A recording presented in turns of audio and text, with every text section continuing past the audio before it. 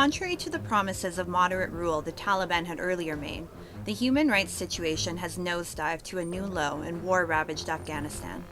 The United Nations mission in Afghanistan, UNAMA, said that the ruling Taliban have been carrying out extrajudicial killings. Torture, arbitrary arrests, and inhumane punishments were widespread in the country in the 10-month Taliban rule.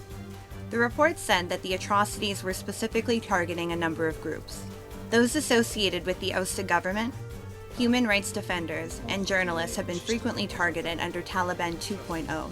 The Taliban had vowed to be moderate during the peace process with the United States, but they haven't lived up to their promise.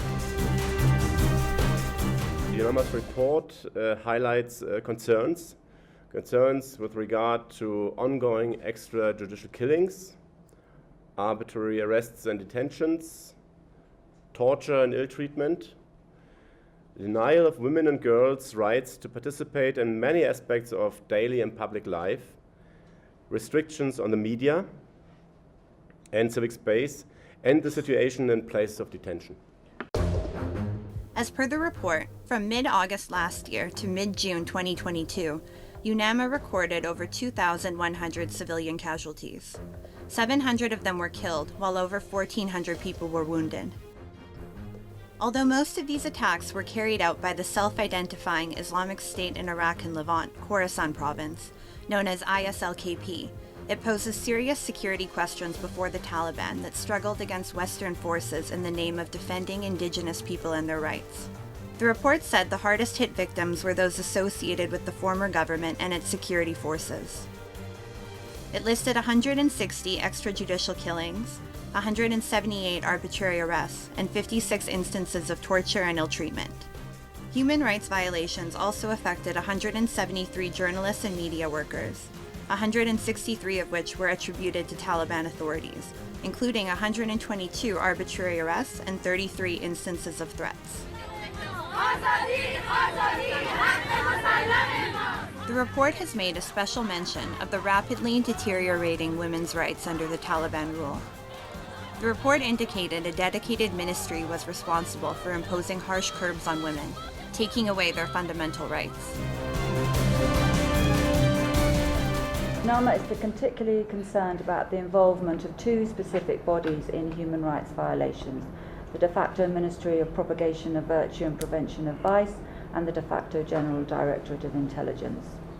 And they are specifically referenced in the report. As per the report, a number of Afghans speaking on the condition of anonymity have said that while they wanted the foreign rule to end, the Taliban leadership has not been what they were hoping for. Instead of a rise through indigenous means, the country has relapsed to a poor and further deteriorating humanitarian situation. The Afghans can only wonder how the situation will pan out in the coming days. For now, they can just wait, watch, and pray for a better tomorrow.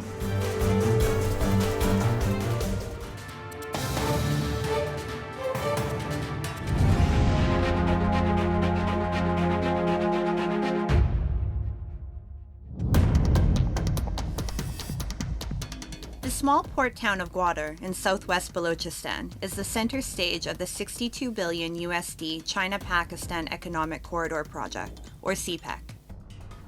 Connecting Kashgar in China's Xinjiang province with Gwadar in Pakistan, the 1,864-mile-long CPEC passes through the disputed regions of Gilgit-Baltistan.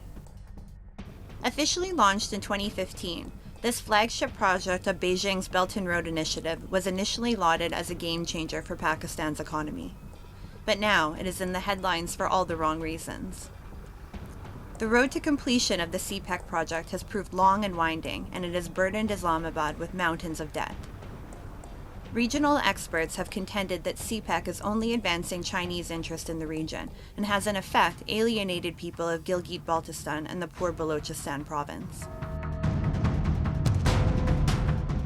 We have told China that Balochistan is an occupied country and Pakistan has no right to sell our ports or our gold or our assets to anybody. So please don't come. But with the entrance of China, the human rights violations, they reached at the level of genocide. Jeopardizing local interests, the CPEC project intends to only benefit China and is therefore facing resistance from the Baloch people. The exploitation of local resources for Beijing's advantage is unbearable for the Baloch, who are already facing atrocities at the hands of the Pakistani security forces. Increasing checkpoints and unlawful fishing by Chinese trawlers in the area have forced locals to protest against the Chinese presence. China has been overfishing in CPEC in Gwadar. The local fishermen who has been fishing for thousands of years by a sustainable way, now they are being stopped because China wants to fish with bigger fish nets. The delay in the completion of the project due to the opposition is sowing frustration among Chinese officials who are questioning Islamabad's ability to complete the work. Now left stranded between external pressure and domestic conflicts, Pakistan has landed in the Chinese debt trap.